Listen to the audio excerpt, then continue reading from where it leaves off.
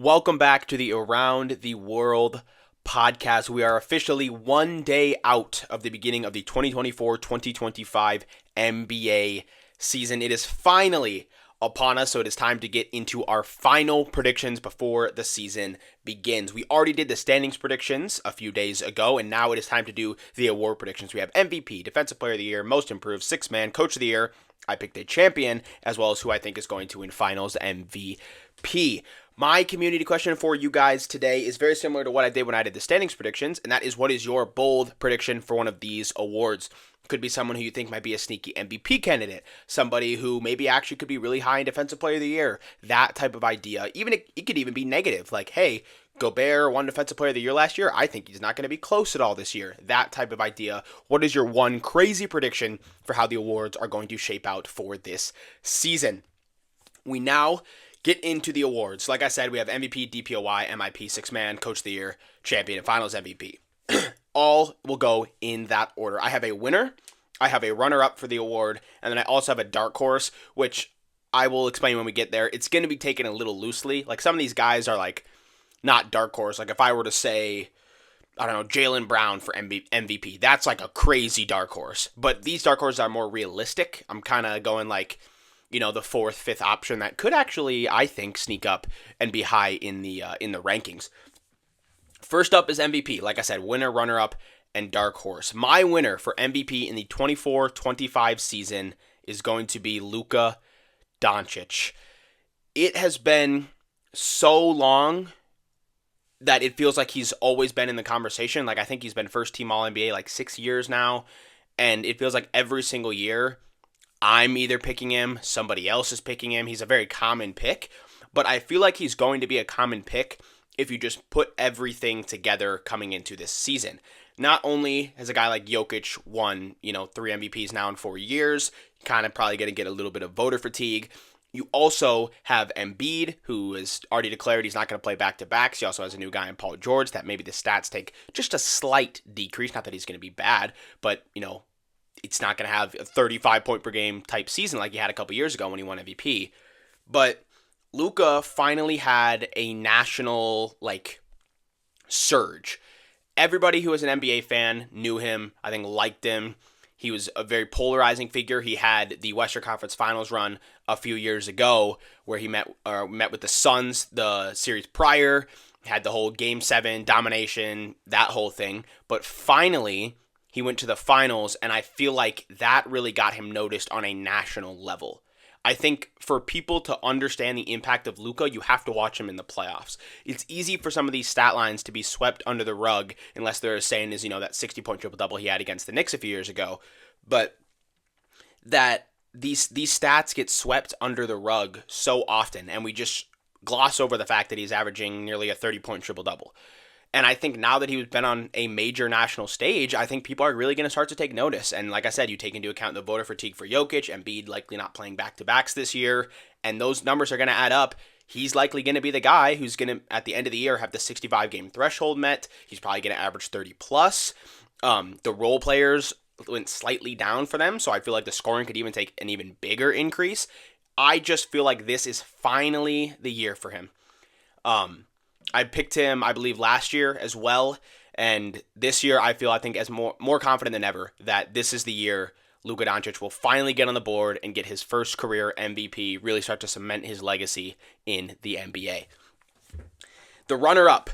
This was a big debate for me, trying to think of who I was going to win between Luka and this player, and that player is Shai. If you pick Shai to win MVP, I am not going to disagree with you at all. Honestly, I had Shai in the MVP slot for a while, and then I thought more about Luka, and I was like, man, how can he not be up there? But the thing that Shai has is, one, he finished second in MVP last year behind Jokic, and also the team is going to be even better. Not only were they the 1 seed out west last year, they got better. So we're looking at now a 60-win team out west, and when you lead a 60-win team, a guy like Jason Tatum, who certainly didn't have the statistics to match up with a Jokic, a Luka, a Shai last year, was in MVP conversations solely because his team won 63, 62 games. So when you have a team that's going to be likely as dominant as this team is going to be, clearly when they had a bunch of players around him and as good as they were last year, it didn't diminish his stats, so he's probably still going to average 30 again this year. The assist numbers, I think, are likely going to go up with how the team continues to get better around him. It's very likely Shea could win this award, come April. So if you picked him, I'm not going to be mad at you. I really, really debated it, but I just think it's really close. But it's going to be tough to match up with those stats that Luka Doncic is going to put up this season. And the third piece is the dark horse candidate. My dark horse for MVP, like I said, take it a little loosely, is going to be Anthony Edwards. The real reason I call him a dark horse is because statistically he doesn't really match up with the other guys. I think last year and likely this year as well, Luka is going to beat him in like points, rebounds, and assists. Now, the two-way impact of Ant, I think, is what's going to make it so important, similar to why Shea gets the boost a little bit, because he, led the league in steals last year, or was second in steals last year, all defensive type player. Ant can be that for this Minnesota Timberwolves team. Similar story to Shea being the runner-up. Ant very likely is going to be on a very good team. 1-2 seed, maybe 3 seed out west. So if, the Wolves put together a really good season, and say the Wolves end up getting the 1 seed instead of the Thunder, well now, because the team is that good, Ant has to get kind of some recognition and will be seen as the leader of this team, especially now that Cat is gone. There will be zero debate. There kind of was a little bit of debate going into last season that, who's the leader? It's no debate now. It's Ant's team. And if he leads the team to, a deep, not a deep run, but a really good regular season, I think it's very likely he wins MVP. So once again, my MVP award predictions: Luka as the winner, Shea as the runner-up, and my dark horse for MVP is Anthony Edwards. The big award is out of the way. We now get into what I would consider the second biggest award on the list, and that is Defensive Player of the Year. Starting first with our winner. From the San Antonio Spurs, I have Victor Wembanyama winning. He finished second last year, despite being a rookie, on an awful defensive team. I think the Spurs got better as a team overall, so if they're able to finish 10th or 11th rather than, the 15th or 14th they finished last year, that's a massive help. Wemby, I think, is only going to get better. We just witnessed one of the greatest rookie seasons of all time, and he looked unbelievably great at the Olympics. He had Chris Paul in there, and I know people won't like to admit it, but oftentimes the offense can kind of get into Defensive Player of the Year, similar to how Gold Glove works in the MLB, where, if you look at guys like Anthony Davis and Rudy Gobert, Gobert led a better defense. Statistics-wise, I don't think he was quite as good as Anthony Davis last year if you go to, blocks and steals. But because Anthony Davis was such an offensive threat, getting offensive rebounds, putbacks, having points, some people even lean towards AD because of that. Well, his impact on the game is bigger, even though Gobert led a better defense.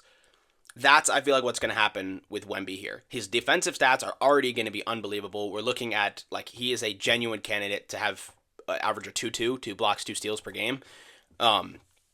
He's going to be insane. He's going to be a force to be reckoned with for a long time. He's going to win this award a lot of times. In my opinion, I think he's going to break the record for the most times this award is going to be won, especially once he gets better defensive pieces around him. He's so lengthy, he can guard on the perimeter, he can guard in the paint. He's going to rack up counting stats. Like we saw last year, he got a 5x5 as a rookie, which is simply unbelievable. I think he's very likely going to get a 5x5 again. He's going to be on quad dub watch all year. He's going to just be the best defensive player in the league. And it sucks for guys like Gobert, AD, Bam, that are incredible defenders. Obviously, Gobert already, kind of had his time, but guys like AD and Bam are kind of going to be stuck in the era between the Goberts and now Wemby's that also had the mix of a season that couldn't be ignored by Marcus Smart or Jaren Jackson Jr., that type of stuff. So Wemby is going to be my winner, and I think he's going to be my predicted winner for at least the next 5-6 years. I can't see anybody putting up competition with him. The only guy I would say maybe has a chance is who I have as the runner-up, and that is Bam Adebayo.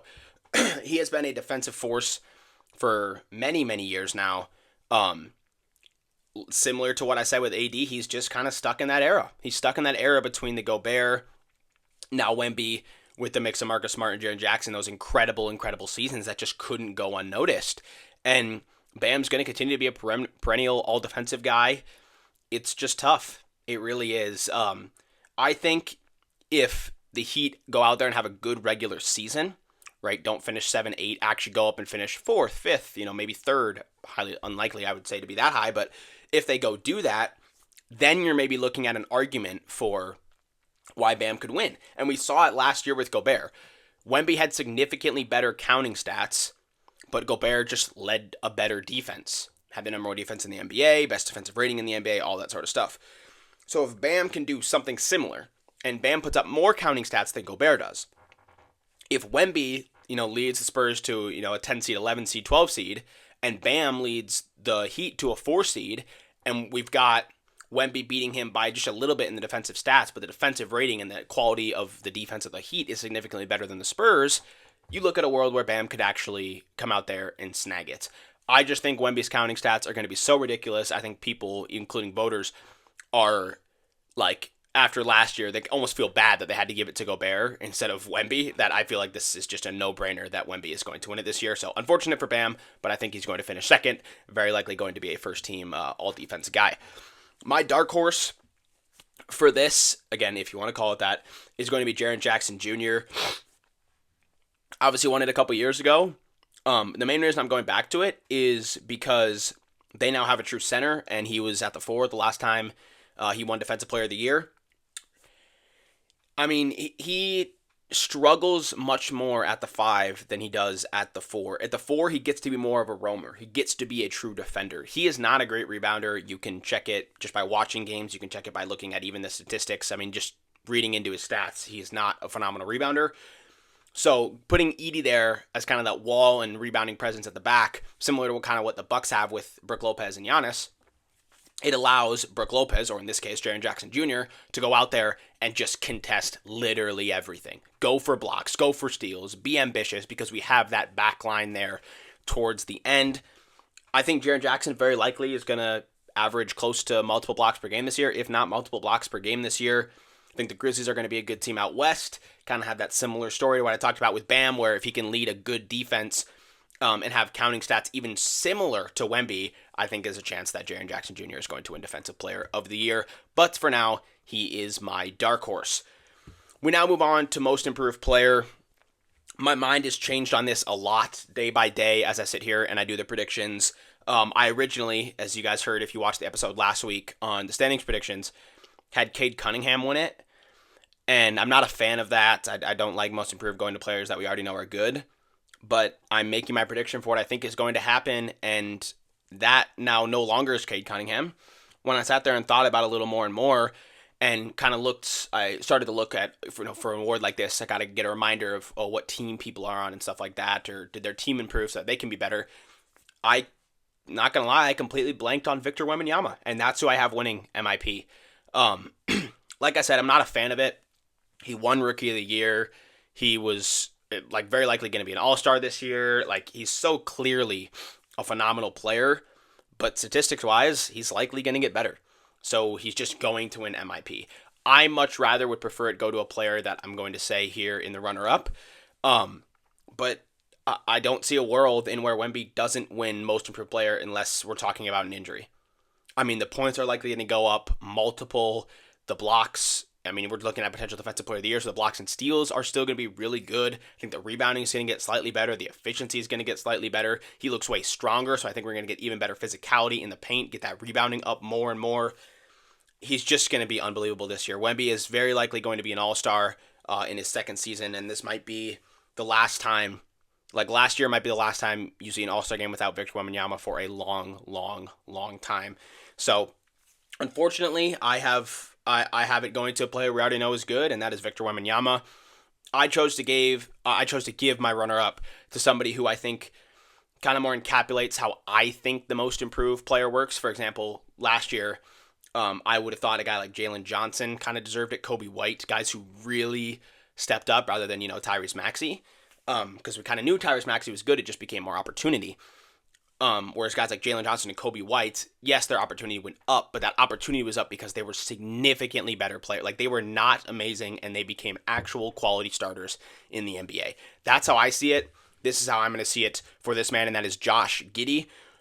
Very good with the Thunder when they were, a super young team, and struggling, and they had a bunch of draft picks, but it was like, where are we going to go? Giddey looked phenomenal. He was a triple double guy as a young player, and I think with the Bulls he's going to be able to kind of step in more to that role, especially now that Lonzo's back. But I think Lonzo very likely is not going to play anywhere near a full season. I think we're likely looking at like a 40-game season for Lonzo at best. He's definitely not playing back-to-backs. He's probably going to have rest nights.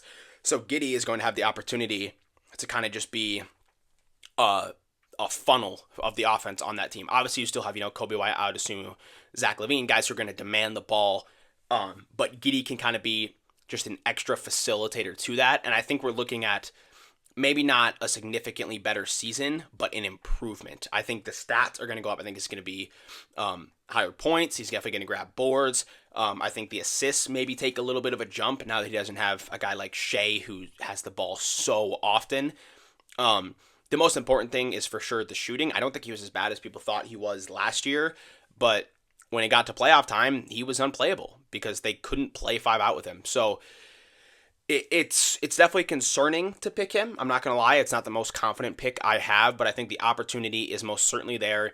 And this would be an example of a player who I think wins the award based on how I see it as it should be, which is a player who is maybe good, okay, that takes a significant jump. That's how I see this award being won. That's why I gave Giddey my runner-up. I would say more realistic runner-up that I'm going to pick, I actually put as my dark horse, because the more I looked at kind of other people's predictions to make sure I wasn't missing players and odds and all that sort of stuff, I started to realize this guy was really low, and that was Cade Cunningham, who I originally had winning the award. I did not think he was going to be a dark horse, but the Pistons made all the right moves around him. I mean, you're talking, you add not a star in Tobias Harris, but genuinely one of, if not the best teammate Cade Cunningham's played with, like in Tobias Harris. I think Tobias Harris is significantly underrated after his time in Philly. No, he was not phenomenal, obviously. He had the big playoff choke and all that sort of stuff, and Philly hated him for a while.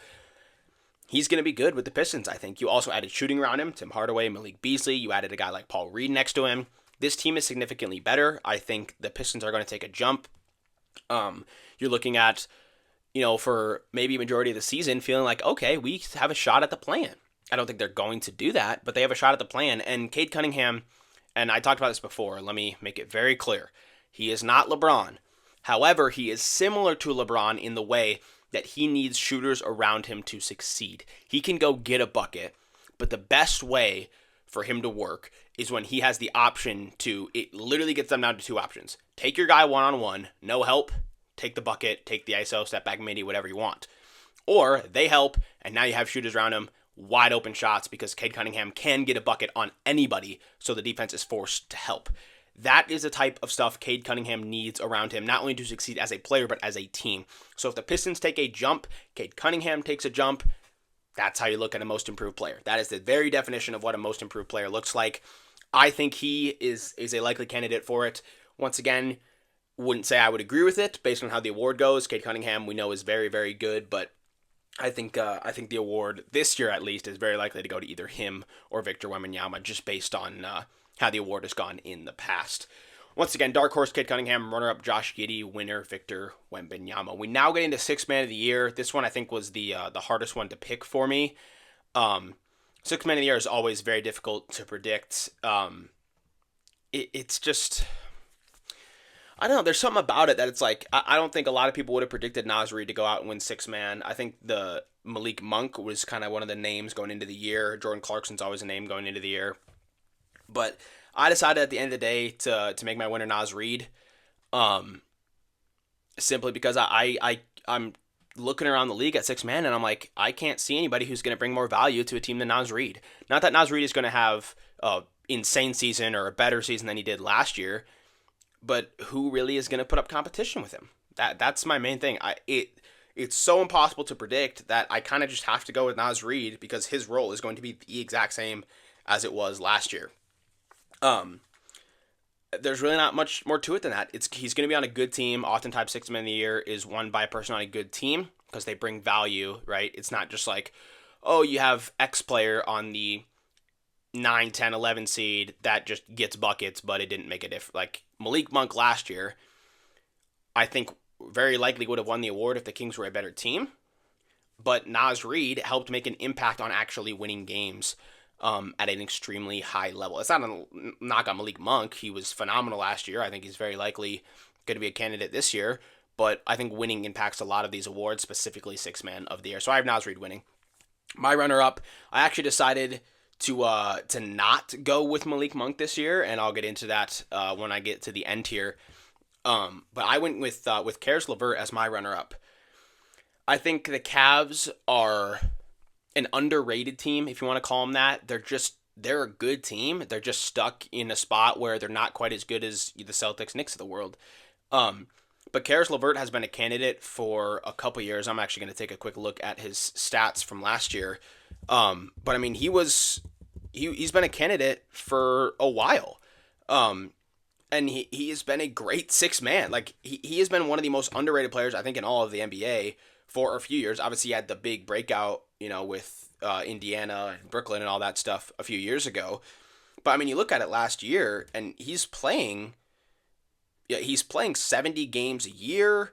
I mean, he's putting up really, really good numbers.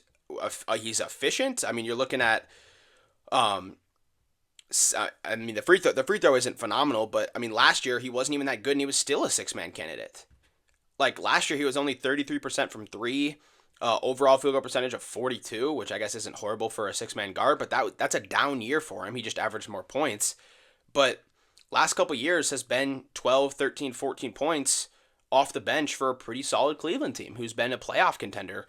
Maybe not a contender, but a playoff threat over the last couple years. And if he gets more opportunity, he started 10 games last year. I think it's very likely with the injuries that often happen to these Cavs players, Garland and Donovan Mitchell, that you're looking at a potential 15, 20 games started, and those games where he now, instead of scoring 12, scores 18, 20 points, those are going to boost the stats at the end of the year. And I feel like there's just a chance. This is a purely vibe pick. I'm not the most confident in it of all my picks, but it's very likely the Cavs are going to be a good team. Sixth man of the year, like I said, winning is a very important part of that award. So I think LeVert might get some love come this season. My dark horse is going to be real simple, real quick. It's Bennedict Mathurin, another guy who had a solid season last year before it was brutally interrupted by an injury. But this is the definition of a six-man type guy. Like he is what six men are, just pure buckets. That's all you go out there and do. And when you look at the last two seasons for him, last year he only got to 60 games, which crazy. I thought he got injured even before that, but he already has gotten six man of the year votes. He was a rookie of the year candidate a couple years ago. We started off actually as the favorite to win rookie of the year for a little bit, when nobody really stepped up in that 22 draft class. But a similar story. He's going to start a few games. He started nearly 20 games each of the last couple years. The efficiency has actually been not too bad. 37% from three last year. 15 points per game each last season. He's going to be there to get buckets. I think the Pacers are going to be a solid team. Similar story, kind of if they boost themselves up to that 5-6 range, I think you're looking at a world where he has to be considered a candidate. It's just going to be tough to knock down a guy like Naz Reid, who's going to bring so much value to what's very likely going to be a really good Minnesota team this year. But I think Bennedict Mathurin is one of the underrated players going into this season. I think Pacers fans, you should be real excited to have him back. Clearly the team is headed in the right direction, and he is going to be a big part of that future. It's important to have that six-man scoring option off the bench. He doesn't have to think about anything else. Sure, maybe a little bit of defense, but all he needs to go out there and do is get his, be efficient, and be ready when your number's called. And that's what Bennedict Mathurin is. I think he's a very underrated candidate, hence why he's my dark horse going into this year for sixth man of the year. And the last thing I want to do is just once again give a shout out to Malik Monk. I really felt weird not putting him in any of these, dark horse, runner-up, anything. But it's going to be hard for him to win, I think. His role off the bench as a pure scorer is a little bit diminished now with DeMar DeRozan there. Whereas you used to have moments where it would be maybe Fox, Monk, Sabonis, maybe even just Monk and Sabonis on the court at the same time, maybe just Monk on the court by himself, no Sabonis, no Fox. I don't know if Monk's going to have that opportunity anymore. There's always going to be an option when he's on the court. It's very unlikely that there'll ever be minutes, unless there's injuries this year, where none of Fox, DeRozan, or Sabonis are on the court with him. And so I think just purely on opportunity, it's going to diminish a little bit. And it's unfortunate for him. I think he's a great, great bench option. He really resurged his career in Sacramento. But I just think this year, maybe he'll finish third, maybe he'll finish fourth. But I really can't see I can't see a world in where Malik Monk this year is going to be a sixth man. And maybe I, eat my words come the end of April. But I'll have to check in regularly throughout the season, but I can't see a world where Malik Monk wins this year. But do not let it be taken as any disrespect. Malik Monk is a phenomenal bench option. Once again, dark horse Bennedict Mathurin, runner-up Caris LeVert, winner Naz Reid for sixth man. We now get into coach of the year, and then we will get into my champion. Coach of the year we'll kind of go through pretty quick because it's pretty obvious who I think is going to be on here. I have my winner being Mark Daigneault. I picked the Thunder to be the 1 seed out west. I think they're going to win very likely 60 games. I think it's a very good chance that they have the MVP on their roster. That is literally everything you could possibly want from a team standpoint. The coach is going to get credit for that. Obviously, he won it last year. I wouldn't be surprised if he wins again. It really is that simple. The Thunder are going to be so good. He already is a great coach. It's not even like he just has a team. He's a phenomenal coach who uplifted this team. Now the team gets even better than they already were last year when they won nearly 60 games in a stacked Western Conference. It's maybe a chance that he doesn't win it, but I mean, we're talking, I think, 80% chance that Mark Daigneault, come the end of the year, is going to be the coach of the year. My runner-up, I went with Joe Mazzulla. Similar story. The Celtics are just likely going to win 60 games in a maybe not weak, but definitely worse Eastern Conference than what the West is. They won 62, 63 games last year. It's very likely they're going to do the same again. I think they're going to be even better than they were last year now that they've gotten the weight off their shoulders of a championship. You have a target on your back. It's less pressure and more motivation. There's no pressure anymore to win that championship. It's motivation of, oh, they thought last year was a fluke, or, for a guy like Jason Tatum, Jaylen Brown, it's kind of like, oh, or specifically for Jason Tatum, oh, they underrated me. They thought I shouldn't win Finals MVP. I didn't win Finals MVP. They thought our run was a fluke. It was only because of injuries, and yet they went out there and mopped every single team they were, heavily picked against, even though they were a significantly better team in the Mavericks-Celtics finals last year. So go out there with that target on your back and prove that wasn't a fluke. Go out there, win 60-plus games, and when you do that, your coach is always going to be up for coach of the year. So I have Mazzulla as the runner-up. I think it's going to be similar with MVP and with Shea and Luka. I would not be surprised if Mazzulla wins coach of the year, but I just think Daigneault is going to be a little bit better. My dark horse for coach of the year, and this maybe is me pulling the trigger a little bit too early based on a couple preseason games, is actually JJ Redick. Sometimes coach of the year goes to, think of it almost as like the MIP award, where you have two options. You kind of have the coach who led a not good team to be significantly better than they were, or you have the coach that's just so damn good that you have to vote for them. I think Redick is the candidate of this team was not phenomenal, and now we're going to take a big leap. I personally think the Lakers are just going to be 8, and that's not because Redick is going to be a bad coach or the Lakers are going to be a bad team.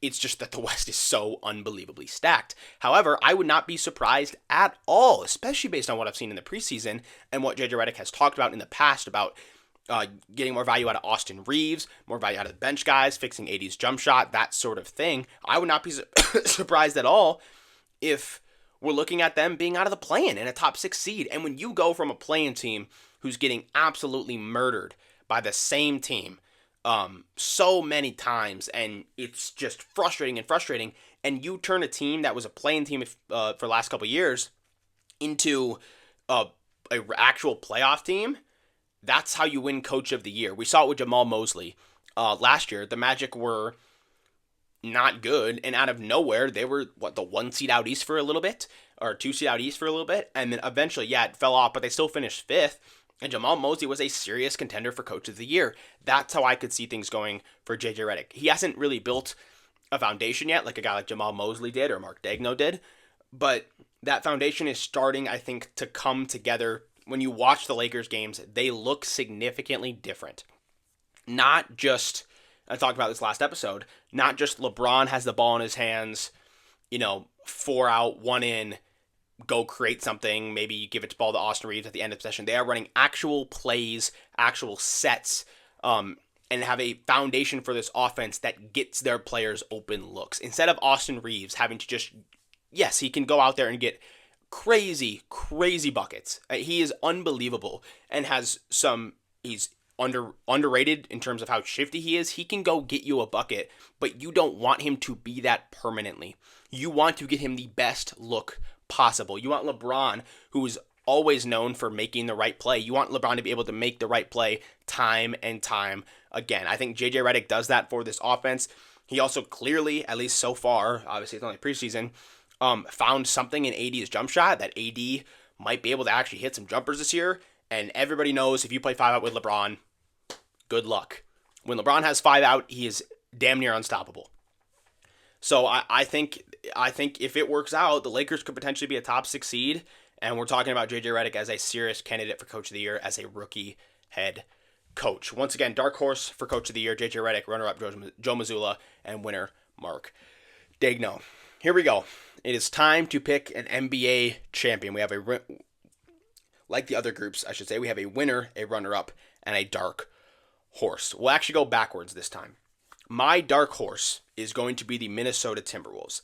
I know, not a crazy dark horse, but they're not top 5 in odds on any site right now. It is Denver, OKC, Boston, New York, Philly, those teams. Minnesota is not top 5 in odds on any team I've seen, so I'm going to count them as a dark horse here. Western Conference Finals run last year, obviously they got 4-1 by Dallas, but Luka doesn't make that shot, or Naz makes that shot. Now that series is 3-2 instead of 4-1. If Minnesota doesn't collapse in 4 of the 5 games, like not 4 of the 5 games, 3 of the first 4 games, you're talking about them being up 3-2 or a 2-2 series going into game 5 and all that sort of stuff. They were on the brink of making the finals last year, and they showed that they can compete with the Celtics. They took the Celtics to overtime twice. They beat the Celtics at home. They lost the Celtics on the road. They were competitive. They were a team that actually could have put up a fight with the Celtics, I think. And I think it's very likely they can do that again. The bench depth is incredible. They added an extra scorer off the bench. Naz Reid was obviously great, but one of their biggest problems was when their bench would come in, it literally was Naz Reid or bust. Now they have Rob Dillingham. Now they have Dante DiVincenzo. You still have veteran presence in the locker room with Gobert, Conley, Joe Ingles. The team is just all around. It's complete. I think they're very underrated going into the season. I have them finishing second out west, and I think they are a very serious contender for a team that can surprise teams out west, go out there and beat an OKC, go out there and beat a Denver again, and make a finals appearance. My runner-up is going to be the Oklahoma City Thunder, meaning our winner is from the Eastern Conference. Thunder, I think, are a 60-win team, not a sleeping giant, but just a juggernaut sitting there for the next 5, 6, 7 years. I can't see a world unless one of those guys, Shea, Jalen Williams, Chet, has like a career-altering injury. That team meshes perfectly together, and I think is going to be very good together, and they're going to last a very long time. They have so much draft capital that they can either constantly trade those picks and get more pieces and more pieces, or just keep drafting some of the best talent possible in the draft. I think they have a Clippers pick next year. So, I mean, if the Clippers are in the lottery, the Thunder have a chance at the number 1 pick next year while potentially being a finals champion or runner-up. So this team is going to be good for a very long time. It is just very difficult for me to pick them over the team that I have winning it all. The Thunder, you should not be disappointed. I think if you guys go to the finals this year, obviously you're going to be disappointed if you lose. You guys should be extremely happy. You pretty well know you have a championship waiting for you over the next 5 years. Your first championship as the Oklahoma City Thunder, no longer the Seattle Supersonics. There is a championship waiting for you in the wings. You and Boston are going to be battling for a long time. Boston also has their players locked up, and I have Boston winning the NBA championship over the OKC Thunder. I just couldn't pick against them. I couldn't. Trust me, I wanted to pick the Thunder, and I wanted to pick the Wolves, and I wanted to pick the Knicks because of how many players I love on that team.